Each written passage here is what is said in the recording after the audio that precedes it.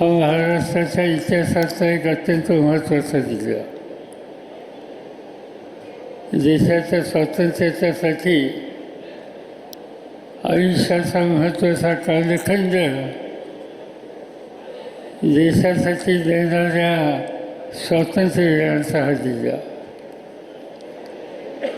स्वातंत्र्याच्या आधी काँग्रेस संघटन हे उभं करणं आणि ब्रिटिशांच्या विरुद्ध संघर्ष करणं ही भूमिका महात्मा गांधींच्या नेतृत्वाखाली या देशामध्ये लक्षावधी तरुणांनी स्वीकारली होती. ती विचारधारा शेवटच्या माणसापर्यंत पोचण्याच्यासाठी अनेक संमेलन अधिवेशनं ही या देशात होत असत. पण त्याच देशामध्ये ग्रामीण भागामध्ये काँग्रेसचं अधिवेशन कुठं भरलं याची पाहणी करायची असेल तर फैजपूरचं नाव पचवून येतं. त्या फैजपूरला महात्मा गांधी होते, जवाहरलाल नेहरू होते, मौलाना अब्दुल कलाम आझाद होते. अनेकांची नावं घेता येतील की त्यांनी देशाच्या स्वातंत्र्याच्यासाठी आयुष्याचा चांगला कालखंड हा घालवला. तुरुंगामध्ये जायची वेळ आली त्याची तमा वाढली नाही. आणि ती विचारधारा खेड्याभागामध्ये पोचवायचं काम ज्या ज्या अधिवेशनामध्ये झालं त्याच्यामध्ये फैजपूरचा उल्लेख हा प्रथम करावा लागतो. आणि काम या जळगाव जिल्ह्यामध्ये झालं. आज मी या ठिकाणी सहज वाचत होतो. मी सुद्धा एका काळामध्ये युवकांच्यामध्ये महाराष्ट्रात काम करत होतो आणि त्यावेळेला अनेकदा मी या जिल्ह्यात येऊन गेलो. कितीतर नेते मला आठवतात तिने या जिल्ह्याच्या जनतेची सेवा केली. मला माझं गोटू भासांचं नाव आठवतं. आमच्या भगिनी सरसेनेकाताई पाटील त्यांची आठवण होते. त्यांच्याबरोबर त्यांचे यजमान सुरेश पाटील यांची मला आठवण होते. आणि नंतरच्या काळामध्ये जवळपास 2-3दा महाराष्ट्राच्या विधिमंडळामध्ये अजूनबाई गुजरातींना तुम्ही मोठ्या मताने निवडून दिलं, मंत्री म्हणून काम केलं. पण महाराष्ट्राची विधानसभासुद्धा उत्तम रीतीने कशी चालत राहायचे याचा एक उत्तम उदाहरण अजूनबाई या ठिकाणी करून गेलं होतं. अनेक नेतृत्वाची नावं घेता येतील.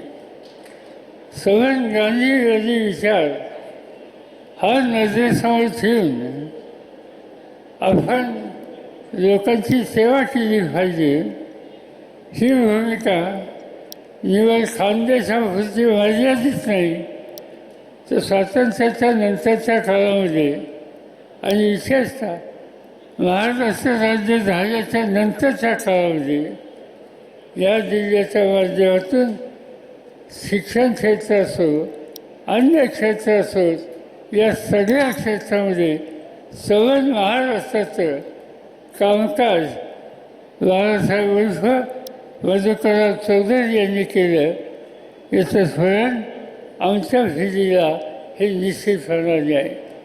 आणि हा जिल्हा आगळा वेगळा जिल्हा आहे. विधायक कामाचा पुरस्कार करणारा जिल्हा आहे. आणि त्या जिल्ह्यामध्ये आज आपण निवडणुकीच्या निमित्तानं भेटत आहोत. निवडणुका येतात, निवडणुका जातात. निवडणुकीच्या माध्यमातून देशाच्या समस्या काय, प्रश्न काय, ते कसे सोडवता येतील त्यासाठी तुमचा कार्यक्रम काय याची मांडणी राजकीय पक्षांना जनतेच्या समोर मांडायला लागतं. नेतृत्व कोण करणारे असतील तेही आपली भूमिका सांगतात. आज काय दिसतं या ठिकाणी? निवडणुका आल्या, संबंध देशाची निवडणूक आहे, लोकसभेची निवडणूक आहे.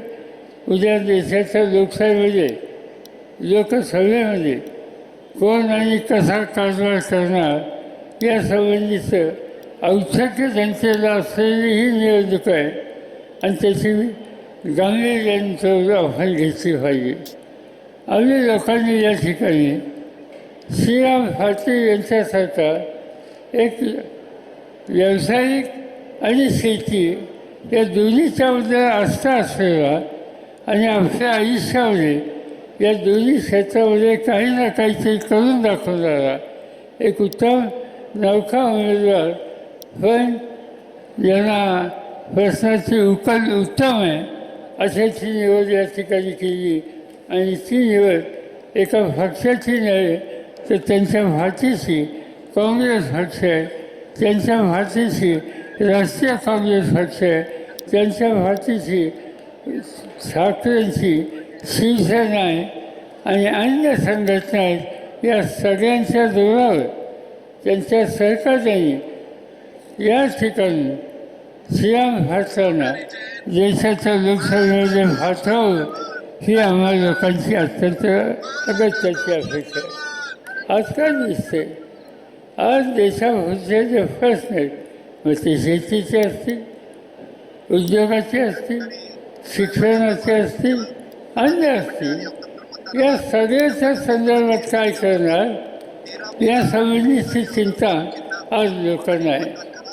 एका बाजूनं आम्ही पाहतोय की गेले 10 वर्ष देशाची सत्ता भाजपच्या हातात, नरेंद्र मोदींच्या हातात आहे. हे ग्रस्त तुमचे गमतीच आहे. तुमच्याकडे मध्यंतरी येऊन गेले, महाराष्ट्रात हिंडतात, देशात हिंडतात. ठीक आहे, लोकशाहीमध्ये त्यांचं मत मांडायचा त्यांना अधिकार आहे, त्याच्याबद्दल आमच्या मनात काही शंका नाही. पण ती अधिक आपली मतं सत्यावर आधारित असली पाहिजे. आज सत्याचा आणि त्यांचा संबंध किती आहे त्याची शंका यावी अशा प्रकारच्या गोष्टी आणि धोरणं आज ते त्या ठिकाणी मांडतात.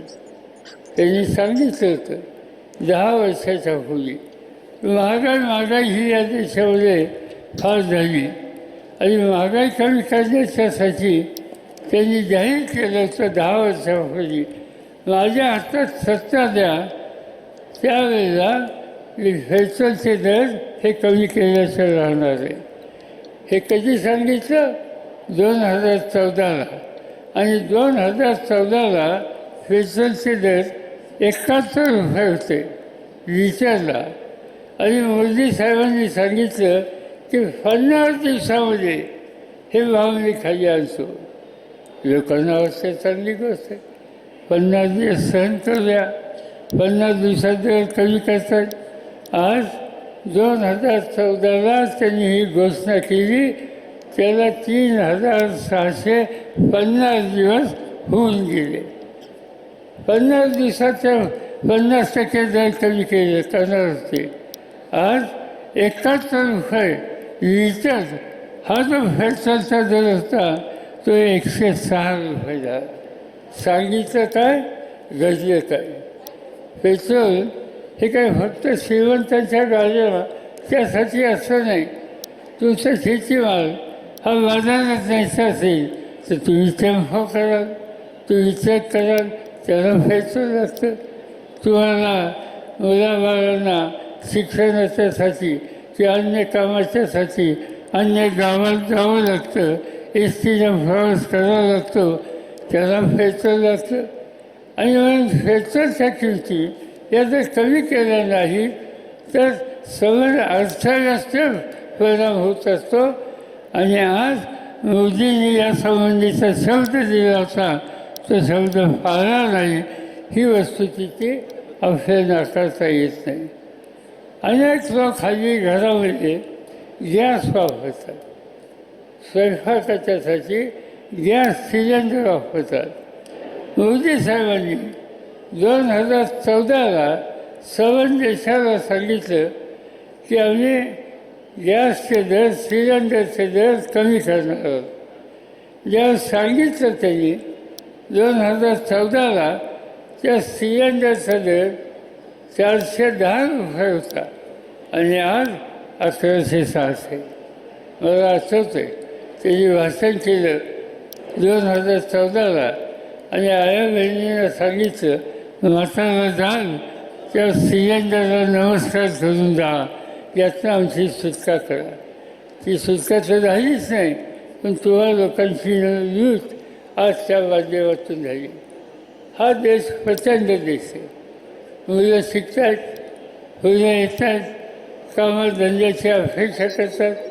मोदी साहेबांनी सांगितलं 2014ला आम्हाला लोकांच्या हातात सत्ता दिल्याच्या नंतर आम्ही दरवर्षी 2 कोटी मुलांना नोकरी देऊ. जगामध्ये एक संघटना आहे, तिचं नाव इंटरनॅशनल लेबर ऑर्गनायझेशन.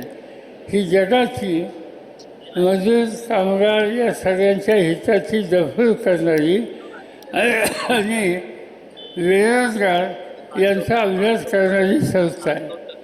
त्यांनी भारताचा अभ्यास केला आणि नुकतंच असं जाहीर केलं की आज तिला हिंदुस्थानामध्ये 100 मुलं ज्या वेळेला शिकून बाहेर पडतात नोकरीसाठी, त्याच्या 87 मुलांना नोकरी मिळत नाही.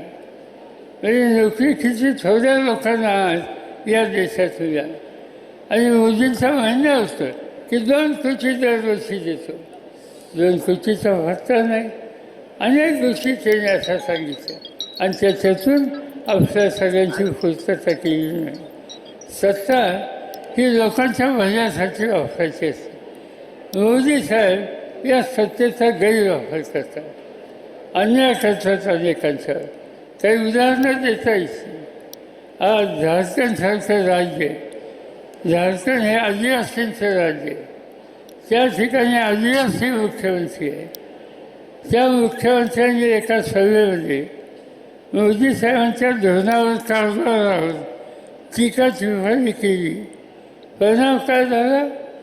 एखादा प्रधानमंत्री असता तर त्यांनी टीका का केली ते समजून घेतलं असतं, त्या मुख्यमंत्र्याला बोलवलं असतं, त्याचं दुःख काय हे जाणून घेतलं असतं आणि त्यातून मार्ग काढण्याचा प्रयत्न केला असता. मोदी साहेबांनी काय त्यांनी झारखंडचा मुख्यमंत्री असं बोलतो त्याचा खोटा खर्चा भरला आणि तो मुख्यमंत्री आज तुरुंगामध्ये आहे. दिल्ली ही देशाची राजधानी, त्या ठिकाणी अरविंद केजरीवाल नावाचा मुख्यमंत्री आहे. एक चांगलं काम करणारा तरुण आहे. अनेक क्षेत्रात त्यांनी चांगलं काम केलं. शैक्षणिक संस्था सुधारल्या, आरोग्याच्या संस्था सुधारल्या आणि त्या सुधारणा इतक्या चांगल्या केल्या की देशच नव्हे देशाच्या बाहेरचे लोकसुद्धा दिल्लीमध्ये त्यांचं काम बघायला येतात. त्या अरविंद केजरीवालनी एक दिवशी प्रधानमंत्र्यांच्या टीका केली. परिणाम काय झाला? त्यांचा खोटा खर्चा भरला आणि आज ते तुरुंगामध्ये आहेत. देशाच्या राजधानीच्या मुख्यमंत्र्याला सुद्धा तुरुंगात टाकायचं. सत्ता याच्यासाठी वापरायची असते. पण आज भाजप आणि त्याचे सगळे सहकारी या पद्धतीने जात असतात. टीका टिप्पणी हा यांचा स्वभाव आहे. कुठेही भाषणाला उभं राहिले की पहिल्यांदा राहुल गांधींचा टीका करणार, काँग्रेसवर टीका करणार. त्यांना सांगावं लागेल राहुल गांधी किंवा त्यांचं कुटुंब त्यांनी या देशाच्यासाठी प्रचंड त्याग आणि सेवा केली. जवाहरलाल नेहरूंच्या टीका करतात. जवाहरलाल नेहरूंनी स्वातंत्र्याच्या आधी आयुष्याची 12-13 वर्ष इंग्रजांच्या तुरुंगात घातली.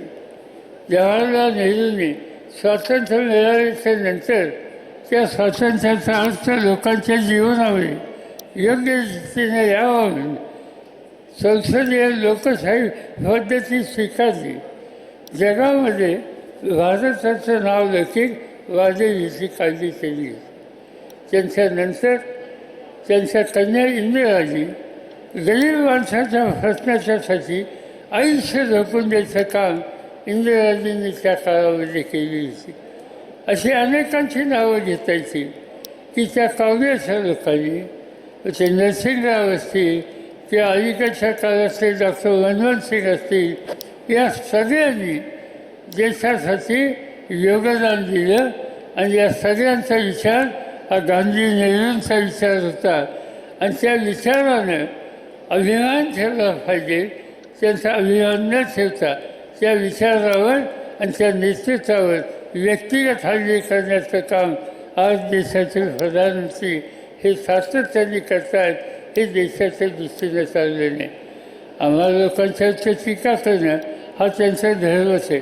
मी काय, उद्धव ठाकरे काय, प्रत्येक भाषणामध्ये आमच्या काहीतरी बोलल्याशिवाय त्यांना झोप येत नाही. आणि त्यामुळे आम्हाला लोकांच्या टीका करता ठीक आहे. आज पण त्यांनी हा देश मुक्त होण्याच्यासाठी इंग्रजांच्या चालवीतनं ज्या कुटुंबियांनी कष्ट केले, त्याग केला आणि स्वातंत्र्य मिळाल्याच्या नंतर या देशाचा चेहरा बदलेल कसा याची त्यांनी खबरदारी घेतली. अशा व्यक्तिमत्वांचा सन्मान करायचा सोडून आज मोदी साहेब फक्त टीकाटिप्पणी करतायत.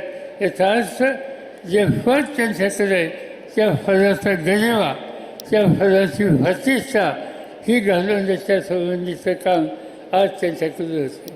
बेकारीचा प्रश्न असो, शेतकऱ्यांचा प्रश्न असो, कामगारांचा प्रश्न असो, कशातही त्यांचं लक्ष नाही. मगाशी बोलत असताना आमच्या सरकारने सांगितलं की दिल्लीच्या सीमेवर एकदा शेतकऱ्यांनी आंदोलन केलं. ते सगळे शेतकरी ट्रॅक्टर घेऊन त्या ठिकाणी आले. दिल्लीच्या सीमेवर त्यांना आढळलं. मी 2-3 वेळेस त्यांना भेटायला गेलो. 1 वर्षभर उन्हाचा, दिल्लीच्या थंडीचा, पावसाळ्याच्या पावसाचा विचार न करता शेतकरीच्या ठिकाणी संघर्षाला बसलेला होता. पण मोदी साहेबांच्या मनात असं कधी आलं नाही की हा काळ्या आईची सेवा करणारा शेतकरी त्याचं दुखणं जाणून घ्यावं, त्याच्या विचारा जावं, त्याचे प्रश्न सोडवावे. पण त्यासाठी ते झुंकूनसुद्धा बघितलेलं आहे. आणि त्यामुळे आज देशाची शेती अर्थव्यवस्था संकटात आहे. तुम्ही लोक कापसाचं पीक घेता. अनेकांच्या घरात मी पाहिलं की घरात अजूनही कापूस आहे. तुमच्यापैकी काही लोकांच्या घरात कदाचित कापूस असेल. आणि त्याचं महत्त्वाचं कारण त्याची किंमत रास्त मिळत नाही. तुम्ही केळीचं उत्पन्न घेता. माझी स्वतःची 4 एकर केळी आहे. आणि मी बघितलं की आज मला माझ्या केळीला 7 रुपयाच्या खाली भाव मिळतो. 7 रुपयाच्या खाली. त्यामुळे केळीचं पीक फरक आहे, ऊसाची साखर होते, त्या साखरेच्या निर्याचे बंधन, अन्य गोष्टी ज्या ज्या करायच्या त्या सगळ्यांच्या निर्याच्या निंदा. शेतकऱ्याला 2 पैसे द्यायचे असेल तर उत्पादनाचा खर्च लक्षात घेऊन त्याच्या मालाची किंमत ठरली पाहिजे. आणि तेच करायचे असेल तर तो माल देशाचा विकूच, पण जगात विकायचा अधिकार त्या शेतकऱ्याला असला पाहिजे. आजच्या या सरकारने शेतकऱ्यांची गळचेपी केली, तो त्यांचा अधिकार थांबवला आणि त्याचा परिणाम आज देशामध्ये शेतकरी आत्महत्या करतात असं दिसते. मला आठवतं आहे की ज्यावेळेला माझ्याकडे 10 वर्षाच्या पूर्वी शेती खात्याचं काम आलं आणि पहिल्या दिवशी माझ्याकडे एक माहिती आली की यवतमाळ जिल्ह्यामध्ये एका शेतकऱ्याने आत्महत्या केली. मी फार अस्वस्थ झालो. हा देश शेतीप्रधान देश म्हणून आम्ही अभिमानाने सांगतो. आणि त्या शेतीशी राहणारा जीव देऊन आत्महत्या करतो. मी ठरवलं का आत्महत्या केली त्याच्या खोलात जाऊया. मी आलो दिल्लीवरनं, यवतमाळ जिल्ह्यात गेलो. ज्या घरातल्या शेतकऱ्यांनी आत्महत्या केली त्याच्या घरी गेलो. त्या ठिकाणी त्याची माऊली पदरानं डोळे पुसत होती. तिला विचारलं की घरात मुलं किती आहेत. तिने सांगितलं 1 मुलगी आहे आणि तिचं लग्न झालं आणि 2 धाकटी मुलं आहेत, ती शाळेत आहेत. तिला विचारलं तुझ्या नवऱ्याने आत्महत्या का केली. तिने सांगितलं की शेतीसाठी कर्ज काढलं होतं, कर्ज फेडता आलं नाही आणि त्यावेळेला सावकाराने घराची भांडी कुंडी बाहेर काढली, अविरूचा पंचनामा केला. मुलीचं लग्न ठरलं होतं. ज्या माणसाची भांडी कुंडी बाहेर काढली जातात त्या घरातली मुलगी करायला नको असं व्याह्याने ठरवलं आणि लग्न मोडलं. ते माझ्या मालकाला सहन झालं नाही. एक दिवशी आला, इंजिनची वाटली आली, गटागटा फॅला आणि जीव त्या ठिकाणी दिला. हजारो शेतकऱ्यांनी या प्रकारे जीव देण्याचं काम केलं आणि त्याचं महत्त्वाचं कारण त्याच्या डोक्यावरचं कर्ज. त्यावेळेला काँग्रेस असो, राष्ट्रवादी काँग्रेस असो, आम्ही सगळे एकच होतो, एकत्र बसलो आणि ठरवलं काय वाटेल ती किंमत देऊ, पण शेतकऱ्याला कर्ज बाजारी ठेवायचं नाही, त्याच्या डोक्यावरचं कर्ज हे कमी करायचं. एका हुकमानं 71,000 कोटीचं कर्ज माफ केलं आणि एक नवीन रास्ता आज शेतकऱ्यांच्या सोबत दिलं आहे. पण हेच काम आज करण्याच्यासाठी मोदी सरकार व्यक्तींची तयार नाही आणि त्यामुळे निकाल हा घ्यायचा आहे. तुम्हाला मला ठरवावं लागेल, जे सरकार जे राज्यकर्ते शेतकऱ्यांच्या विरोधी आहेत, जे राज्यकर्ते महागाईला नियंत्रित ठेवत नाहीत, जे राज्यकर्ते लेखारीला मार्ग काढत नाहीत, जे राज्यकर्ते समाजाचा गरीब वर्ग आदिवासी असेल, दलित असेल, महिला असतील त्यांचा सन्मान करत नसेल, काही राज्यामध्ये स्त्रियांच्यावर अत्याचार होतात त्या ठिकाणी वाघेची भूमिका घेत असेल तर त्यांना सत्य राहून द्यायचं नाही आणि त्यांना सत्य राहून द्यायचं नाही हा निकाल घ्यायचा असेल तर उद्याच्या निवडणुकीमध्ये श्याम फारसांचं जे चिन्ह आहे, तुतारी वाजवणारा माणूस, त्यासोबत वचन दाबा, मोठ्या वचन त्यांना विजय करा. मी तुम्हाला खात्री देतो, माझे अजूनही पार्लमेंटमध्ये काही दिवस आहेत. श्याम फारसांना दिल्लीमध्ये पाठवा.